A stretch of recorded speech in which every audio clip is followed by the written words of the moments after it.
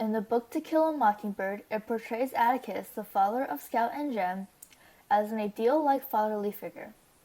The book portrays this through the various occurrences that take place. Through the various events of the book, we see the qualities and actions of Atticus that make him a good father.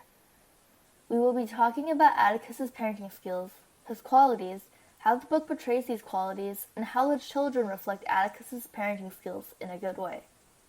At the beginning of Chapter 9, Scout becomes provoked by Cecile Jacobs by calling her father an in-lover. Later that evening, Scout returns home to ask her father what Cecile Jacobs meant by that. He explained to Scout that he was defending a Negro in court, which she then asked him why. He explained, on page 86, for a number of reasons. The main one is, if I didn't, I couldn't hold up my head in town.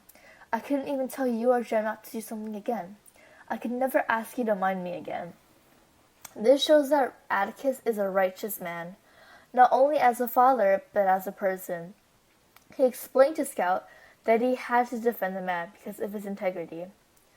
Every lawyer gets at least one case in his lifetime that affects him personally. He says this on page 86. Atticus feels that if he doesn't do what he thinks is right, he can't even tell his children to do the right thing, or else he himself will be a hypocrite. This is a good parenting method that Atticus does because many parents these days will tell their kids not to do something, but go ahead and do it themselves. For example, my parents have always told me to be nice to everybody, but they don't do it themselves. However, Atticus is sacrificing himself and letting himself be called an in-lover by everybody in town to show his kids that doing the right thing is more important than anything else. Atticus then proceeds to tell Scout to not be bothered by what others say about him. You might hear some ugly talk about it at school, but do one thing for me, if you will. You just hold your head high and keep those fists down. No matter what anybody says to you, don't let them get to your goat. Quoted on page 87. This shows that Atticus cares for Scout because he does not want Scout to be bothered by what others say about him because he knows that Scout will cause a fuss. He doesn't want Scout to get hurt, get in trouble, or fare badly because of him. The fact that Scout will stand up for her dad even though her dad told her not to, and that her dad doesn't want her to get hurt because of him, shows that both Scout and Atticus love each other. Although Atticus told Scout not to cause a fuss about him, she still ends up fighting with her cousin Frances. This shows good parenting because it teaches a virtue that can help her for her whole life: nobility. Atticus is teaching her to withstand hits that are being thrown at her and to remain calm and be the better person by not retaliating. He's teaching Scout that two wrongs don't make a right, that fighting back like this would only be wrong. In the following event, Scout locks herself in her room and does not wish to speak with anyone, but then comes along Uncle Jack, who at first she refused to see, but eventually talks to. Uncle Jack apologizes to Scout, but in response, Scout says he is unfair, and she tells him on page 97, "You don't understand children much." This shows that Uncle Jack's parenting skills aren't quite up to par. Therefore, Scout uses Atticus as an example. On page 97, she tells Uncle Jack, "When Jem and I fuss, Atticus doesn't ever just listen to Jem's side of it. He hears mine too." By using Atticus as an example, this shows that Scout herself thinks that Atticus is a good parent. Furthermore, a few moments later, Scout asked Uncle Jack what a W lady was, but he avoided the topic by telling Scout the story of Lord Melbourne. Later, when Atticus found out, Atticus coached Uncle Jack. He told him on page 99, "When a child asks you something, answer him for goodness sake. Children are children, but they can spot an evasion quicker than adults, and evasion simply muddles them." The fact that Atticus understands children so well is another great quality of his. Although kids are young, they aren't stupid. They're curious and want to learn, and some even have sharp senses. But when you lie or evade questions, you give them the wrong idea and you confuse them.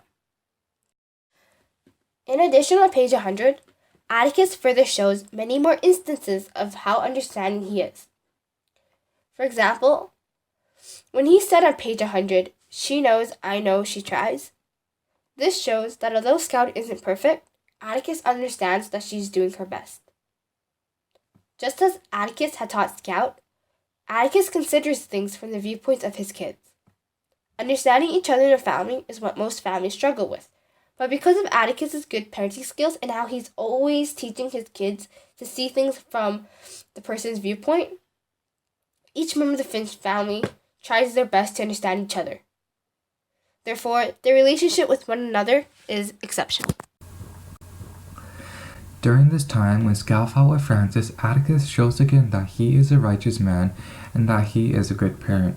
When Scout fought with Francis, she got licked by her Uncle Jack because of her wrongdoings. As a result, she ran to Atticus for some comfort, but he said she had it coming. This occurred on page 96. By doing this, it not only shows that Atticus is righteous, but that he also teaches his children right or justly, and he is impartial. This shows Atticus is thinking that if Scout didn't start the fight or hadn't done anything wrong initially, it still wasn't right to hurt Francis, and that there are going to be consequences for doing something wrong. This is an example of good parenting method made by Atticus because it prevents kids from getting into unnecessary conflicts.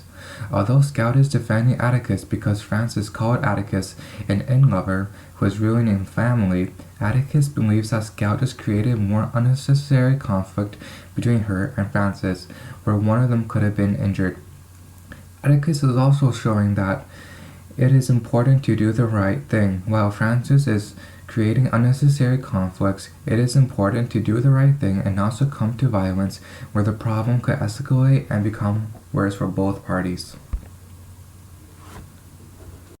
As you can see, throughout the many examples and events that have occurred, Atticus is a great example as a parent. His good parenting can be seen in almost all moments he speaks. In addition, his good parenting is also reflected on Jem and Scout behave and think. He's loving, caring, righteous, impartial, understanding, and raises his kids in a just manner. Not only is his good parenting shown through events, but as well as in his everyday life, because Atticus himself is a good person.